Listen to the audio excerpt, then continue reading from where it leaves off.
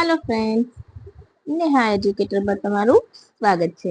આજે હું તમારા માટે લઈને આવી છું 5મી એપ્રિલ 2025ના મહત્વના કરંટ અફેર્સ, જે તમારી આવનારી પરીક્ષામાં તમને ખૂબ મદદરૂપ થશે અને તમને એક માર્ક આપવામાં મદદરૂપ થશે. તો એ પહેલા એક રિક્વેસ્ટ, વિડીયોને શરૂઆતથી લઈને અંત સુધી જરૂરથી જોજો. સાચું કહું છું ફ્રેન્ડ્સ, નહીં તો તમને એમ થશે કે બીજું કોઈ લઈ ગયું અને અમે રહી ગયા. કારણ કે આપણે જ્યારે પૂરો વિડીયો જોઈએ છીએ ત્યારે જ સાચી માહિતી મળે છે, ખરું ને ફ્રેન્ડ્સ? તો તમારે પૂરેપૂરો વિડીયો તો જોવો પડશે અને તમને ગમે તો લાઈક પણ કરજો, શેર પણ કરજો અને મારી ચેનલને સબસ્ક્રાઇબ કરજો. તમને ખબર છે ફ્રેન્ડ્સ, તમારે રમતગમતના માહિતી જોઈતી હોય તો તમારે મને કમેન્ટ બોક્સમાં કમેન્ટ કરજો કે તો હું આવનારો વિડીયો તમને રમતગમત અંગેના મોટાભાગના ટોપિક એકમાં આવી જાય એ રીતના હું તમારા માટે લઈને આવીશ, જેથી કરીને તમારે બીજે ક્યાંય જવું ન પડે અને એક જ વિડીયોમાં તમને ઘણી બધી માહિતી એક સાથે મળી રહે. તો ચાલો હવે બિલકુલ પણ ટાઈમ બગાડ્યા વગર વિડીયોની શરૂઆત કરી દઈશું. આજનો આપણો પ્રથમ પ્રશ્ન છે, તાજેતરમાં રમણકાકા તરીકે જાણીતા કયા ગુજરાતી કલાકારનું નિધન થયું છે? Option A Pralay Raval, option B Anil Joshi, option C Hasmukh Baradi, option D Yamal Vyas. બોલો.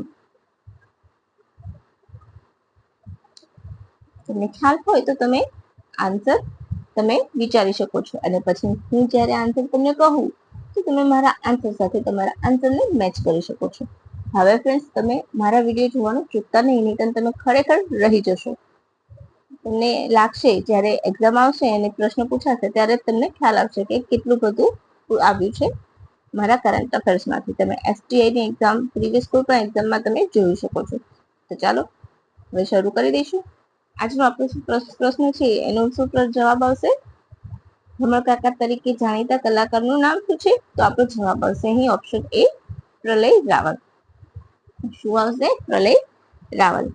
તેમણે એક દાળના પંખી તરીકે અને ફક્ત પુરુષો માટે મૂવી કે પછી જયેશભાઈ જોરદાર જેવી સિરિયલ અને ફિલ્મોમાં કામ કર્યું છે અને તેના જાણીતા કલાકાર છે. નાટ્ય કલાકાર તો હતા જ, પરંતુ સાથે સાથે જાણીતી સિરિયલ અને જાણીતી મૂવીમાં પણ કામ કરેલું છે.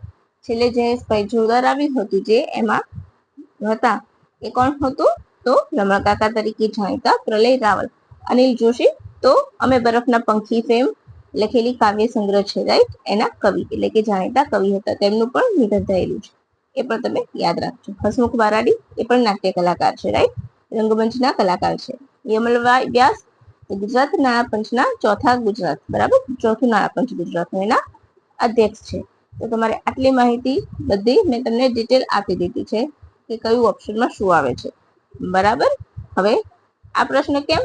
તો આપણી પાસે આપણો વારસો છે, રાઈટ, સાંસ્કૃતિક વારસો. તેમાં સાહિત્ય વારસો પણ આવી જશે અને નાટ્ય કલાકાર, નૃત્ય કોઈ પણ હશે તો એ બધું જ અંદર સાંસ્કૃતિક વારસા હેઠળ આવી જશે, બરાબર છે. એટલા માટે અને નીચે મેં ક્વેશ્ચન રીરાઇટ કરીને ડાર્ક અક્ષરથી તમને જવાબ પણ આપેલા છે.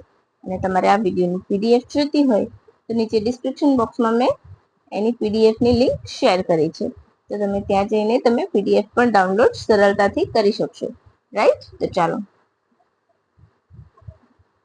હવે નેક્સ્ટ ક્વેશ્ચન. ગુજરાતના ચોથા નાણાપંચમાં કેટલા પૂર્ણકાલીન સભ્યોની નિમણૂક કરવામાં આવી છે? Option A 4, option B 5, option C 3 કે ઓપ્શન ડી 1. બોલો, તમને ખ્યાલ છે? તમને સૌને ખ્યાલ હશે કે મેં તમને હાલ જ કહ્યું એમ યમલ વ્યાસ તો ચોથા નાણાપંચના અધ્યક્ષ છે, બરાબર. ભારતનું 16મું નાણાપંચ છે, એના અધ્યક્ષ કોણ છે તે તમારે મને કમેન્ટ કરવાની છે, બરાબર છે. તો હવે આમાં શું જવાબ આવશે? આમાં આપણો જવાબ આવશે ઓપ્શન સી 3, રાઈટ.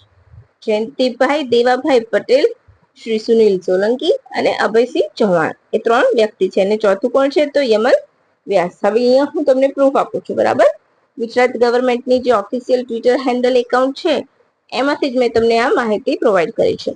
તો અધ્યક્ષ તરીકે યમલભાઈ વ્યાસની નિમણૂક કરાઈ. હવે રાજ્ય સરકારે પંચમાં વધુ 3 સભ્યો એસકે ના જયંતિલાલ દેવાભાઈ પટેલ, વડોદરાના સુનિલ સોલંકી અને ભાવનગરના અભયસિંહ ચૌહાણની નિમણૂક કરી છે.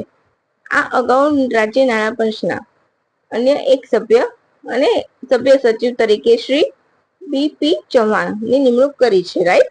આટલું તમારે યાદ રાખવાનું છે. અને મેં તમને ઓફિશિયલ પ્રૂફ પણ આપ્યું છે, એટલે તમને ખ્યાલ આવશે કે હું બધી માહિતી ક્યાંથી લાવું છું. તો પીઆઈબી હોય છે, ગુજરાત ઇન્ફોર્મેશન છે, સીએમઓ ઓફ ગુજરાત, અને જે ઓફિશિયલ ટ્વિટર હેન્ડલ એકાઉન્ટ છે બધા, જે પણ કોઈ પણ મંત્રાલયના, હું તમને એમાંથી જ માહિતી આપીશ, જેથી કરીને તમારે ખોટી હોવાનો કોઈ સંભવ નહીં રહે. રાઈટ?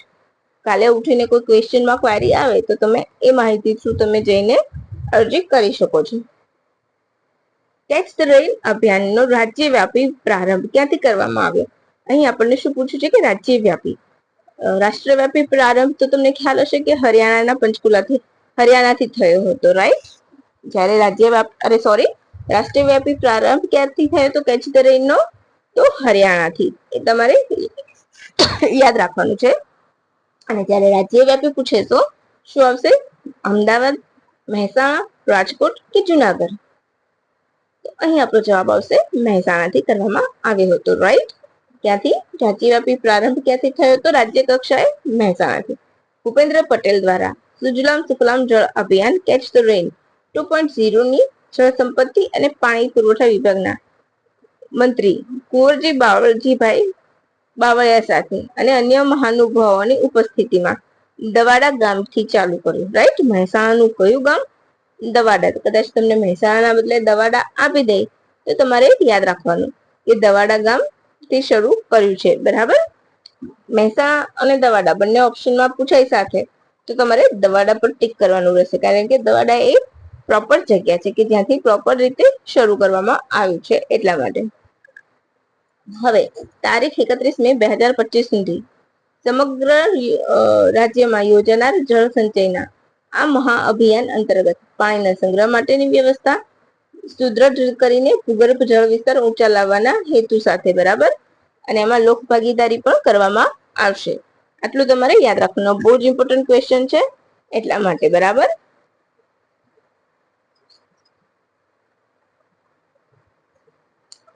હવે લખપતિ બાયદેવ યોજના કયા રાજ્યની છે? Option A Assam, option B Odisha, option C Jharkhand, option D Madhya Pradesh. બોલો. આસામ, આસામ, આસામ. તો તમારે આસામની બધી જ માહિતી હું જે નેક્સ્ટ જીપીએસસી પાર્ટ 2 છે કરંટ અફેરનું, એમાં મેં એક ક્વેશ્ચન આસામને લગતો મૂક્યું છે, અને પછી બધી જ એની ડિટેલ આસામની આપી છે, જેથી કરીને આસામમાંથી કોઈ પણ પ્રશ્ન બનશે ને વિધાન વાક્યમાં તો તમારો ગેરંટી સાથે કે 1 માર્ક ક્યાંય નહીં જાય. પરંતુ તમારે શું કરવું પડશે? એ નવો વિડીયો આવે એની માહિતી જોઈતી હોય તો મારી ચેનલને સબસ્ક્રાઇબ કરવી પડશે અને લાઈક પણ કરવી પડશે. અને તમે જ્યારે હું મૂકીશ તો તમને એ માહિતી તમારી આવનારી એક્ઝામ પહેલા જરૂરથી મળી જશે. રાઈટ? હવે થોડું ઘણું જ કામ બાકી છે, કમ્પ્લીટ થશે એટલે હું તમને આપી દઈશ. તો એ આસામ વિશે પણ તમને મસ્ત મજાની માહિતી મળી જશે. તો અહીંયા ફરીથી શું આવશે? આસામ આવશે. બરાબર? લખપતિ બાયદેવ યોજના તો આસામની છે. સીડ મની એટલે કે જ્યારે કોઈ શરૂ કરવું હોય બિઝનેસ, તેના પૈસા તરીકે આપવામાં આવશે તો 10,000 ऋण સહાય આપવામાં આવશે. કોને? તો એસએચજી સખી હેલ્પ ગ્રુપને. એટલું યાદ રાખજો. બરાબર? હવે ISSF વર્લ્ડ કપ ક્યાં યોજાયો? આર્જેન્ટિના, અમેરિકા, ભારત કે યુએઈ? બોલો. તમને ખ્યાલ હોય તો તમે મને કહી શકો છો. આ બહુ જ ઇમ્પોર્ટન્ટ ક્વેશ્ચન છે, એટલા માટે. તમારે મને ISSF ની સ્થાપના કયા વર્ષમાં થઈ હતી તે તમારે મને કમેન્ટ બોક્સમાં કમેન્ટ કરવાનું છે.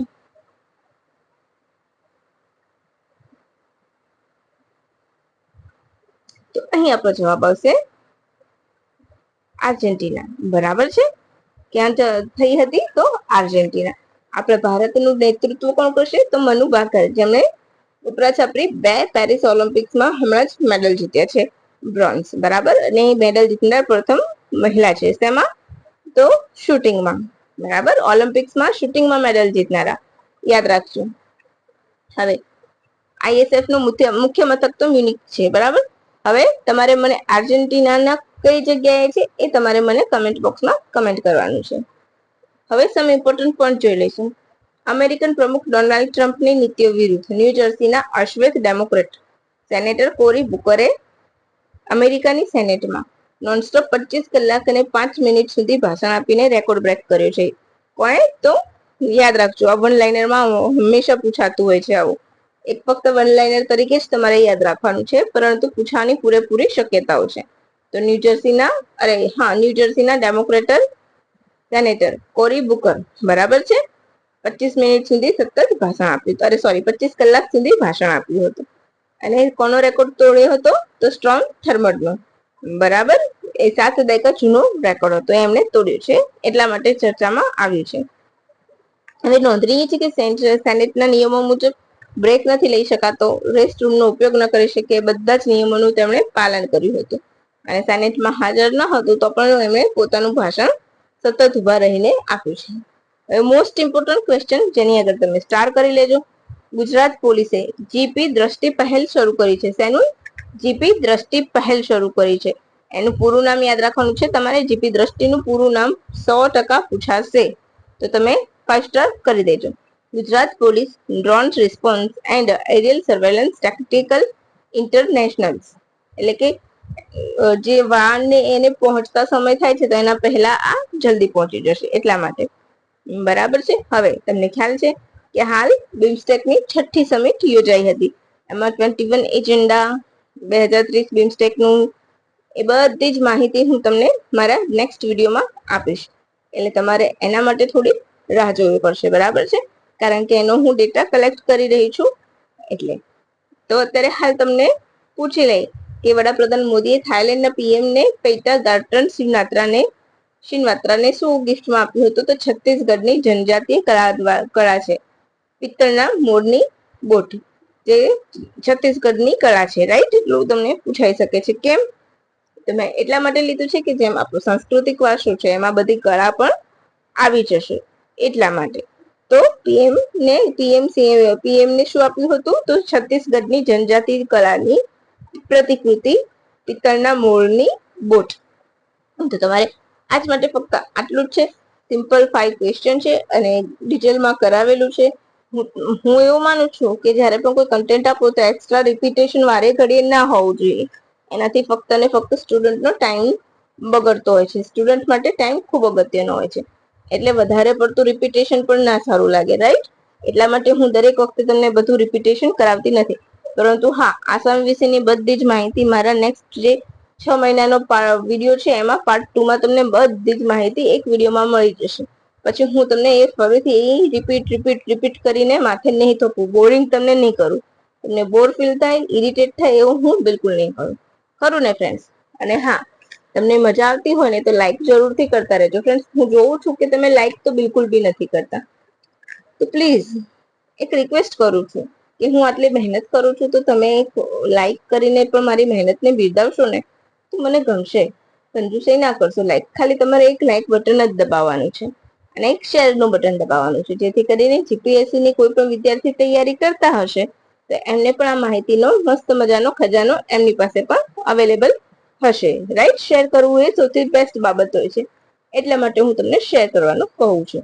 અને લાઈક મારા માટે, કારણ કે મને પણ મજા આવશે. તમે લાઈક આપતા રહેશો તો મને પણ ખૂબ ગમશે કે લોકો મારા વિડીયોઝ પસંદ કરી રહ્યા છે, એટલા માટે, બરાબર. તો બસ ફ્રેન્ડ્સ, આજ માટે આટલું જ રાખીશું. ફરીથી મળીશું કાલે મસ્ત મજાની માહિતી અને કરંટ અફેર્સના સાથે, જીકેની સાથે. તો બસ, thank you for watching my video and have a good day friends. By.